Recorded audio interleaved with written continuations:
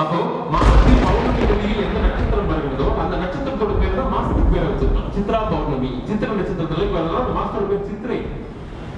Science Tamil படி அவ்வளவு ஆழமான சப்ஜெக்ட், அவ்வளவு ஆழமான விஷயங்களை எல்லாம் நம்ம சமூகத்துக்கு கொடுத்துட்டு போன பெரியவர்கள் அவ்வளவு இன்ஃபர்மேஷன்ஸையும் நம்மளுடைய சந்ததிகளுக்கு பயன்படுத்திகளுக்காக கொடுத்துருக்காங்க. இது எல்லாமே நம்ம கூட கனெக்டிவிட்டி ஆயிட்டு. சோ இந்த கனெக்டிவிட்டி எல்லாமே சயின்ஸ் ரிலேட்டடான, ஸ்பிரிச்சுவல் ஓரியன்டான கனெக்டிவிட்டி.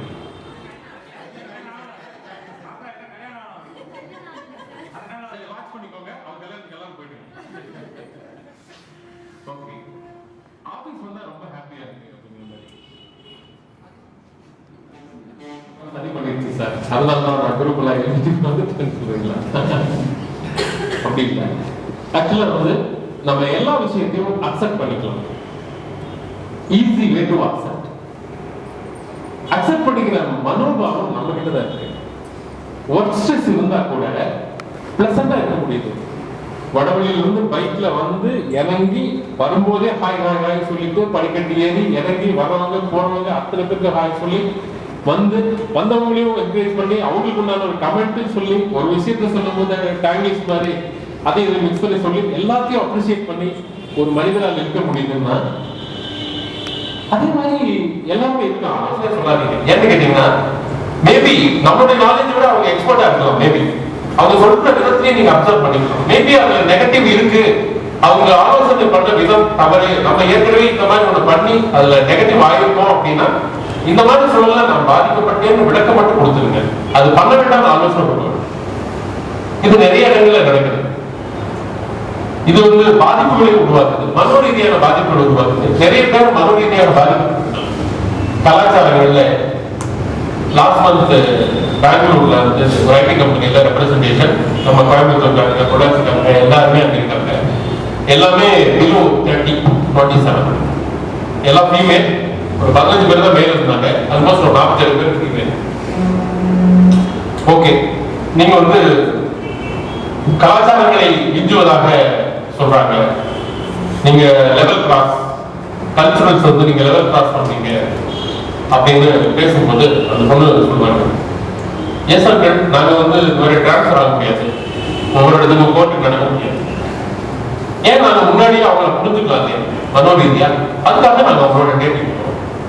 அப்ப மனோரீதியா புரிஞ்சுக்கிறதுக்காக நாங்க டேட்டிங் போறோம். ஓகே, டேட்டிங் போனீங்கன்னா மனோரீதியா புரிஞ்சுக்கலாம். சரி, டேட்டிங் வந்து போய் தான் மனோரீதியா புரிஞ்சுக்கலாம். எஸ் சார், லைஃப் லாங் வாழ போனா அவனோட டேட்டிங் போனா தான் தெரியும் அவன் எக்ஸ்பர்ட்டா இருக்காரு. ஓகே, சோ பிசிக்கலி நீங்க ஏன் வந்து இன்வால்வ் ஆகணும்? ஆமா, பிசிக்கலி வந்து எஃபிஷியன்சியா செக் பண்ணிக்கோங்க. இது சொல்ற 2015ல நம்ம பிரயாணம் பண்ணிட்டு இருக்கோம். நம்ம உலகத்தை வேற பார்வையில் நம்ம பார்த்துட்டு இருக்கோம். நம்மளுக்கு இங்கேயும் 400 கிலோமீட்டர். நம்ம பிள்ளைங்க எல்லாரும் ஐடியில் ஒர்க் பண்றாங்க. அவங்களுடைய wave length, view of handling entirely டிஃபரெண்டா இருக்கு. புனேல அதை விட அட்வான்ஸ், மும்பைல அதை விட அட்வான்ஸ். மும்பை விட பெங்களூர் 10 years பேக், பெங்களூர் விட சென்னை 15 years பேக், கோயம்புத்தூர் இன்னும் 25 years பேக். சில அட்வான்டேஜ். ஆனா எல்லா செல்போனும் எல்லா பக்கம் லான்ச் பண்றாங்க, எல்லாரும் அவங்க யூஸ் பண்ணுவாங்க. அவங்களோட அப்ளிகேஷன்ஸ் பாருங்க, நம்மளோட அப்ளிகேஷன்ஸ் பாருங்க, அப்டேஷன்ஸ் பாருங்க. நம்ம பிரசன்ஸ்ல டிராவல் பண்ணல அப்படின்னா நம்ம நிறைய விஷயங்கள் இறக்க வேண்டியது இருக்கும்.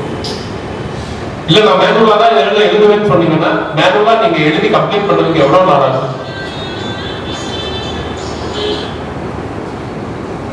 மேனுவலா எழுதி கம்ப்ளீட் பண்ணதுக்கு எவ்வளவு நாள்? அப்போ பிரசன்ஸ்ல இருக்கிற கம்ப்யூட்டரைசேஷன் எல்லாத்தையும் நம்ம அக்செப்ட் பண்ணிக்க வேண்டிய கண்டிஷன்ல இருக்கணும்.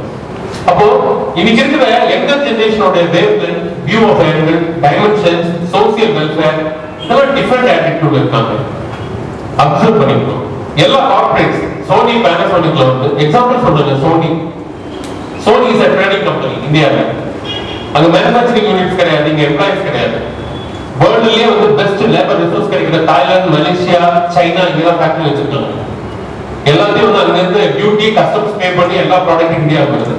2017 இந்தியாவில எப்ப தீபாவளி வருது, எப்ப ரம்ஜான் வருது, எப்ப கிறிஸ்துமஸ் வருது, எப்ப வெக்கேஷன் டைம், இந்தியாவில் இருக்கிற டாப் 200 சிட்டிஸ்ல வந்து எப்பெல்லாம் லோக்கல் ஃபெஸ்டிவல் வருது, எப்ப வந்து அந்த ப்ராடக்ட் லான்ச் பண்ணோம்னா அங்க அக்செப்ட் பண்ணிக்கோங்க. இந்தியன்ஸ் வந்து எந்த மாதிரி ஹைட்ல இருக்கணும் ஆவரேஜ். அவங்க ஹேண்டில் பண்ணக்கூடிய செல்போன் என்ன சைஸ்ல இருக்கணும். இந்தியன்ஸ்க்கு எந்த மாதிரி அப்ளிகேஷன்ஸ் எல்லாம் பிடிக்கும். இந்தியாவில் எத்தனை லாங்குவேஜ் இருக்கு. இந்தியாவில் லோக்கல் ஃபெஸ்டிவல் எப்ப, ஸ்டேட் ஃபெஸ்டிவல் எப்ப, நேஷனல் ஃபெஸ்டிவல் எப்ப, அங்க வந்து எவ்வளவு கன்சியூமர்ஸ் இருக்காங்க, எவ்வளவு ஃபேமிலிஸ் இருக்கு, அந்த ஃபேமிலிஸ் வந்து என்னென்ன ரிலிஜன்ல இருக்காங்க, அவங்களோட பையிங் கெபாசிட்டி இருக்கிற டேட்டா பேஸ் R&D ல 1.5 லட்சம் பேர் ஒர்க் பண்றாங்க. ஒவ்வொரு கண்ட்ரியை பத்தியும் ஒவ்வொரு கண்ட்ரியினுடைய சிச்சுவேஷன்ஸ், ஃபெஸ்டிவல்ஸ், ஃபாலோஅப்ஸ், அப்ப அந்த கமர்ஷியலைசேஷனுக்கு இந்தியா வந்து ஒரு பிகெஸ்ட் கண்ட்ரி.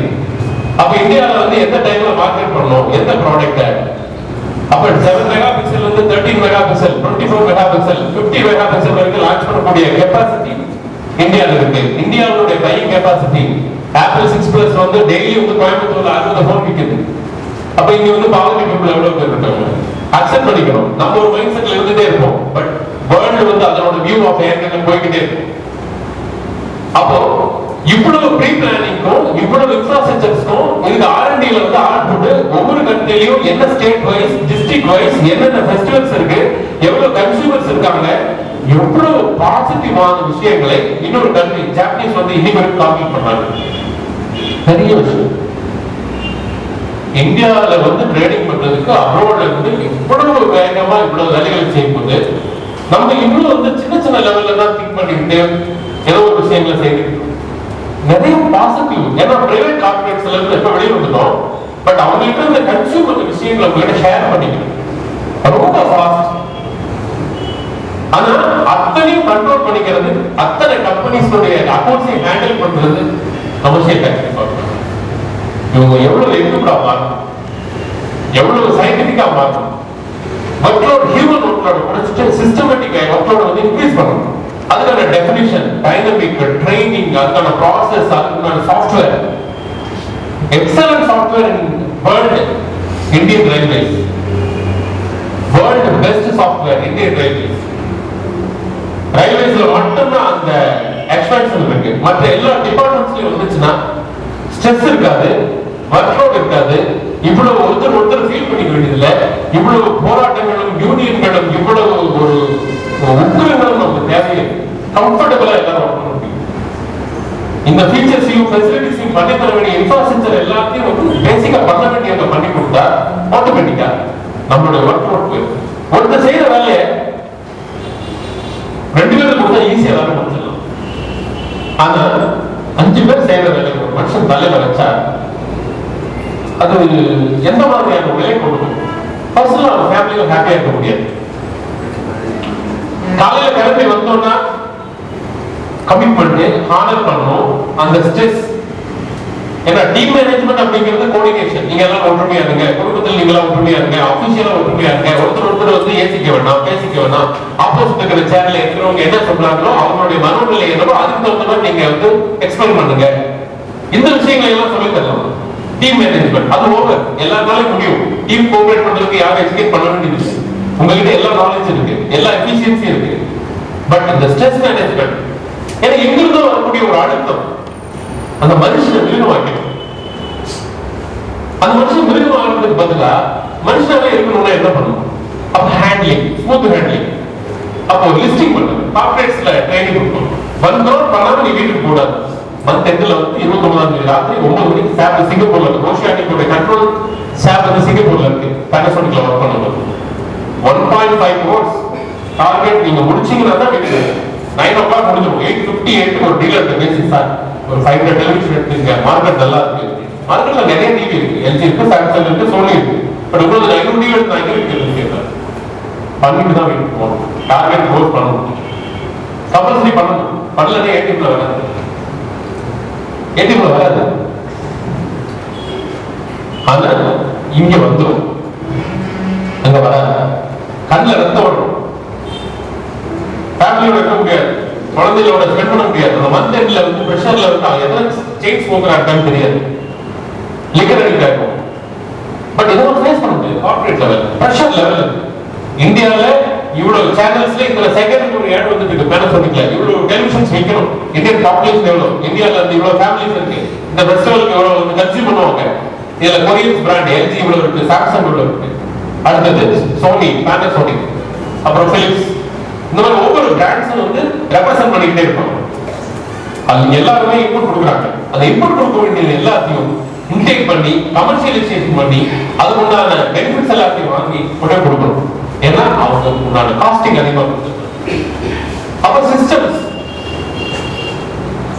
அப்ப ப்ரிப்பேர்லி மைண்ட் வைஸ் நம்ம சிஸ்டமேட்டிக்கா இருக்கணும். அப்ப சிஸ்டமேட்டிக்கா இருக்கணும் அப்படின்னா நம்ம ரோபோட் மாதிரி இருக்க வேண்டியது. நமக்கான அந்த டியூரேஷன்ஸை நம்ம ஃபிக்ஸ் பண்ணிட்டு அதுக்கு ஒரு மாதிரி ஒர்க் பண்ணிக்கலாம். சிம்பிளிசிட்டி.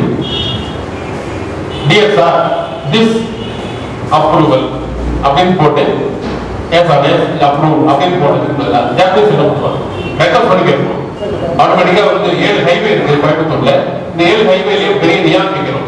சோனியோட ரெப்ரசன்டேஷன் வேணும். அந்த குழந்தை மாதிரி இருக்கிற அந்த போட்டோ வந்து ரெப்ரசன்ட் ஆச்சுன்னா எல்லாத்துக்கும் சோனி ரீச் ஆகும். ஒரு நாளைக்கு எத்தனை வெஹிக்கிள்ஸ் கோயம்புத்தூர்ல வந்து ஏறத்தாழ ஒரு 5 லட்சம் வெஹிக்கிள் வந்து கிராஸ் பண்ணுது. இந்த 5 லட்சம் வெஹிக்கிள் வந்து எல்லாரும் பார்ப்பாங்க. ஸோ ப்ராடக்ட் வந்து ரீச் ஆகும், பிராண்ட் ரீச் ஆகும் அப்படின்னு சொல்லி ஒரு அப்ரூவல் கேட்டா ஜாப்பனீஸ் வைக்கிற போது புள்ளி மட்டும்தான். புள்ளி வரலன்னா சேங்ஷன் ஆயிடும், ஆட்டோமேட்டிக்கா ப்ராசஸ் பண்ணுவோம். ஸோ இந்த மாதிரி சிஸ்டமேட்டிக் நம்ம எழுதுற விஷயங்கள் நம்ம ஒர்க் பண்ற விஷயத்திலேயே வந்து ரெஸ்ட்ரிக்ட் பண்ணி எவ்வளவு காம்பேக்டா கம்ப்ரஸ் பண்ணி ஃபாஸ்டா ஒர்க் பண்ண முடியுமோ அதுக்கு மாதிரி நம்மள எக்யூப்மெண்ட் ஆகும். ஒன்னே ஒன்று சொல்லுங்க, நீங்க உண்மையிலேயே ரொம்ப கொடுத்து வச்சோம் கமர்ஷியல் டேக்ஸ் டிபார்ட்மெண்ட்ல பேஸ் லெவல்ல அந்த கிரேட் 1 கிரேட் 2 கிரேட் 3 இதெல்லாம் ஒர்க் பண்றவங்க ஹையர் ஆஃபீஸருக்கு இருக்கிற ப்ரெஷர் லெவலே வேற. அது ஹேண்டில் பண்ற அளவுக்குலாம் நமக்கு எஃபிஷியன்ட் ஆகணும்னா நம்ம ஆல்மோஸ்ட் இதோட 2-3 இயர்ஸ் ஒர்க் பண்ணணும்.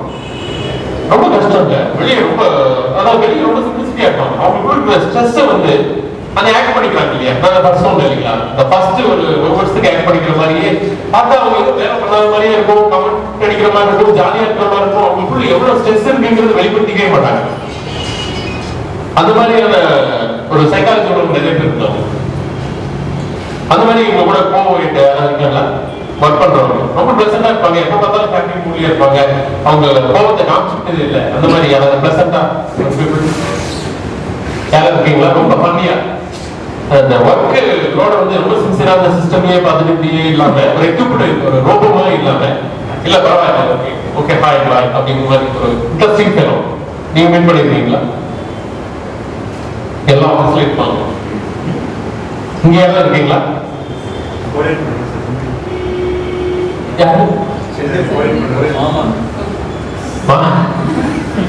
அவர் அப்படிதான் இருக்காரா?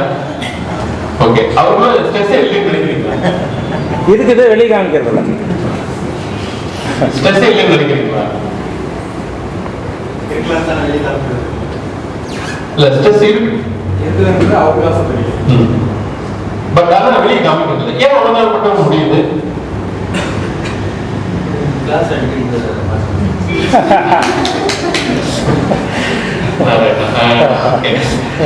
இல்லைங்க, அதாவது என்ன சொல்றேன், நம்ம அந்த ஒரு வருஷம் பண்றோம் இல்லைங்களா, 12 மாசம் அந்த பிராக்டிஸ் உங்களுக்கு இருக்கு இல்லையா, அந்த ஒரு வருஷம் அங்க எடுக்கிற ட்ரைனிங் இருக்குல்ல,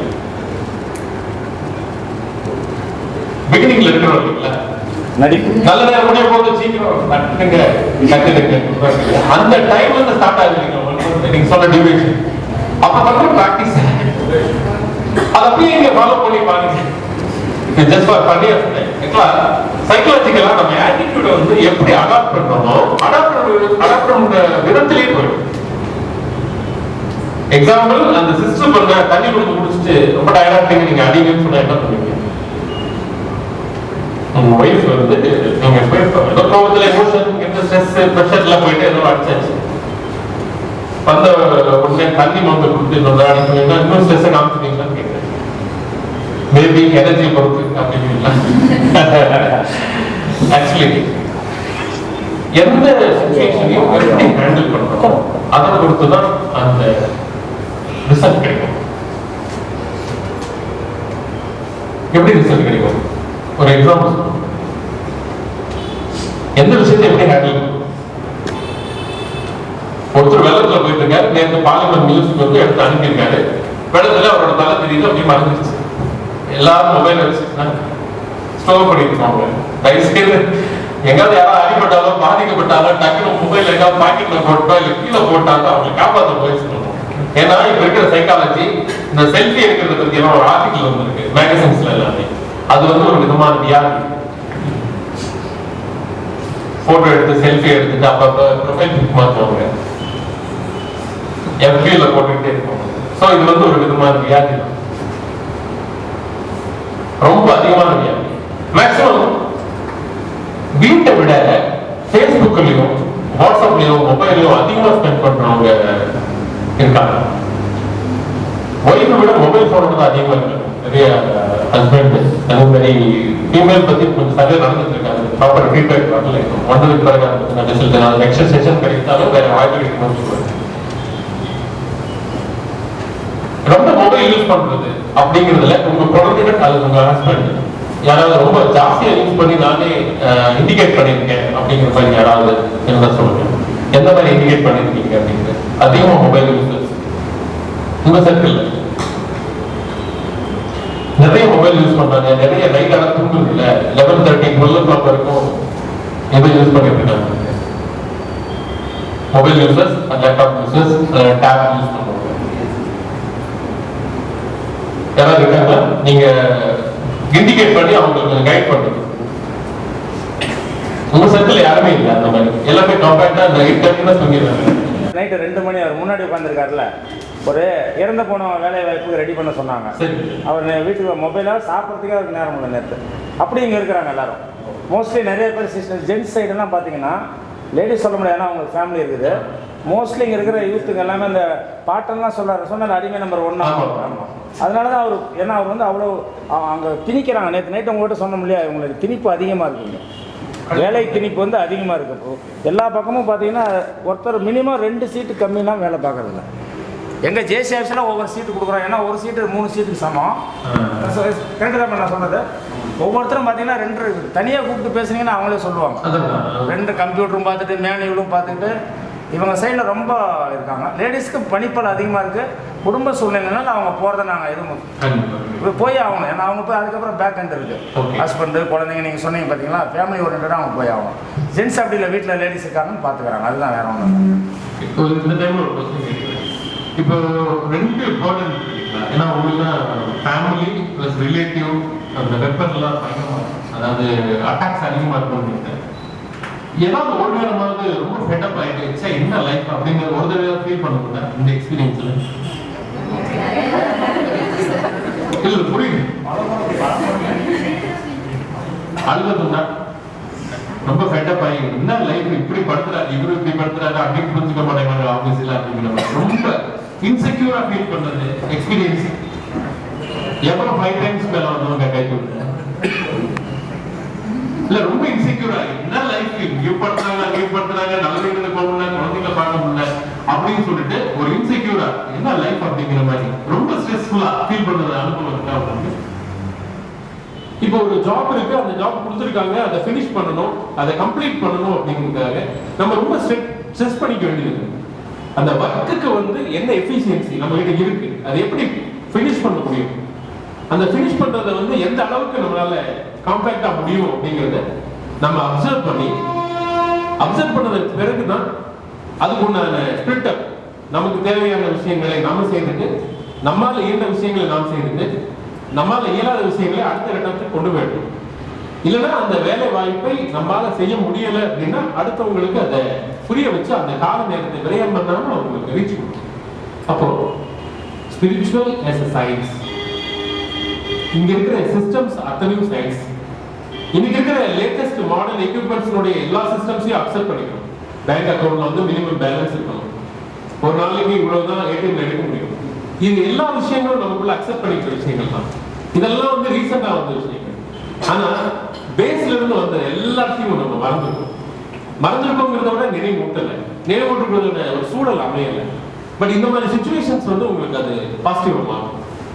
உண்மை எந்த விஷயங்களை நம்ம கையாள முடியுமோ அந்த கையாளக்கூடிய விஷயங்களை காலையில ஒரு 22 மினிட்ஸ் அல்லது 24.5 மினிட்ஸ், அது ஒரு நாளைக்கு சொல்லுவாங்க, ஒரு மெடிடேஷன். இன்னைக்கு என்ன செய்ய போறோங்கிறத மட்டும் நீங்க மனசார அதை தியானம் பண்ணிட்டு கிளம்பி வந்தீங்கன்னா கண்டிப்பா உங்களால ஈஸியா ஹேண்டில் பண்ண முடியுங்க. 100% தொழில் மீது பக்தி, குடும்ப பக்தி, வாழ்வியல் பக்தி, சமூகவியல் பக்தி, தொழில் மீது பக்தி, பொருளாதார சேர்க்கைக்குண்டான ஒரே விஷயம் தொழில்களை பத்தி நம்ம எளிமையா கையாள முடியும். இது ஒண்ணும் இல்லை, இன்னைக்கு கொடுத்துருக்க ட்ரையல் வெர்ஷன் தான். டெய்லி உங்களால 22 மினிட்ஸ் வந்து ஸ்பெண்ட் பண்ண முடியுமா? உங்களோட 24 மணி நேரத்தை ஒரு 24 நிமிஷத்தை ஸ்பெண்ட் பண்ணுங்க. 24 மினிட்ஸ் நீங்க என்ன பண்ண போறோம் அப்படிங்கிறத மட்டும். கண்டிப்பா உங்களுக்கு லைஃப்ல எந்த ப்ராப்ளம்ஸ் வராது. ஹேண்டில் பண்ணக்கூடிய கேப்பபிலிட்டி எல்லாமே, எஃபிஷியன்சி எல்லாமே உங்க கையில் இருக்கும். 100% முடியும். ஆனா அதுக்குண்டான நேரத்தை மட்டும் ஒதுக்க முடியுமா? முடியணும். இல்லை அப்படின்னா இந்தியாவில் மன ரீதியாக பாதிக்கப்பட்டவர்களுடைய எண்ணிக்கை மிக அதிகம். சம்மந்தமே இல்லாம ஒரு ஃப்ரெண்டு கிட்டயோ இல்ல மற்றவங்க கிட்டயோ பேசும்போது கூட ½ அன் ஹவர் 1 ஹவர் கூட பேசிருக்கீங்க போன்ல. ஒரு விஷயம் இருக்காது, மெசேஜ் ஒண்ணுதான். ஆனா நீங்க பேசுற விஷயங்கள் திரும்ப திரும்ப பேசப்பட்டா கூட அதுல கன்வே பண்ணப்பட்டிருக்கிற விஷயம் ஒண்ணுதான். அவங்க கிட்ட நீங்க ஏதோ கேட்க வந்தீங்க, அவங்க சொல்லியிருக்காங்க. இல்ல நீங்க ஏதோ சொல்ல வந்தீங்க, அதை அவங்க கேட்டிருப்பாங்க. ஆனா ஏதோ ஒரு காரணத்தினால 2 பேருமே கால விரயம் செய்து 1 மணி நேரம், 1.5 மணி நேரம், 40 நிமிஷம், 50 நிமிஷம்னு நிறைய காலத்தை வீணடிச்சிருக்கோம். ஆனா அந்த விஷயத்தை மெடிடேஷனுக்கு யூஸ் பண்ணிருந்தீங்கன்னா, இந்த யோகா எல்லாம் வந்து இவ்வளவு தூரம் பிரபல்யமாக்குறதுக்கெல்லாம் காரணம் மனோ ரீதியாக பலப்பட்டிருக்க வேண்டும். மனோ ரீதியாக பலவீனமானவர்களால தான் கோபப்பட முடியும்.